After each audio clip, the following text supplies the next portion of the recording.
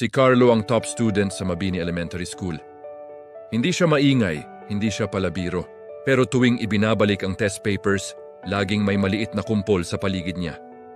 Siyempre si Carlo na naman ang highest. Math, 98.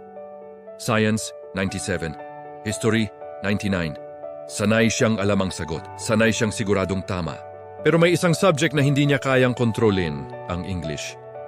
Hindi naman mababa ang marka niya. Pero tuwing English class, iba ang pakiramdam. Mas mabilis ang tibok ng puso niya. Mas tuyo ang lalamunan. Parang mas maliwanag ang ilaw sa silid. Isang araw, pinabasa siya ng guro. Carlo, please read the next word. Vegetable, alam niya iyon, kabisa niya iyon. Pero ang lumabas sa bibig niya, vegetable. May nagtawanan, hindi malakas, hindi rin matagal. Pero parang mas malinaw pa ang tunog ng tawanan kaysa sa mismong salita. Natapos niya ang talata, pero hindi na niya maalala kung paano siya nakaupo ulit. Simula noon, hindi na siya unang nagtataas ng kamay. Napansin yun ng guro, hindi na rin siya masyadong tinatawag. Pero mas madali na siguro yun, mas tahimik na rin. Pero sa tuwing may recitation, ramdam niyang may parte sa kanya na unti-unting lumiit. Hindi dahil hindi siya marunong, kundi dahil ayaw niyang makita ng iba na hindi siya perpekto. Isang linggo, may English oral presentation. Buong klase ang magpe-present. Bago siya tawagin, may naunang nag-report.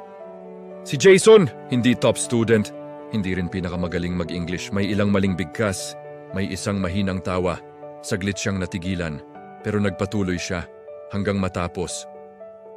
Pagbalik ni Jason sa upuan, may tumapik sa balikat niya. Nice, tahimik si Carlo. Hindi pala nawawala ang respeto dahil sa isang maling diin. Hindi pala gumuho ang mundo ni Jason. Nakita siya ng lahat. Hindi perpekto pero buo pa rin. Doon niya naramdaman ang tunay na takot niya. Hindi English, kundi ang sandaling makikita ng iba na hindi siya magaling sa lahat. Carlo, you're next. May kaba pa rin. May posibilidad pa ring magkamali. Ramdam niya ang salitang pass sa dulo ng dila niya.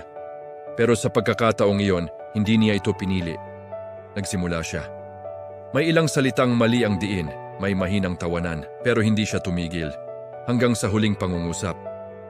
Thank you, sabi ng guro. Walang applause, walang dramatic moment. Pero pagbalik niya sa upuan, hindi na siya agad umiwas ng tingin. Hindi dahil nawala ang kaba.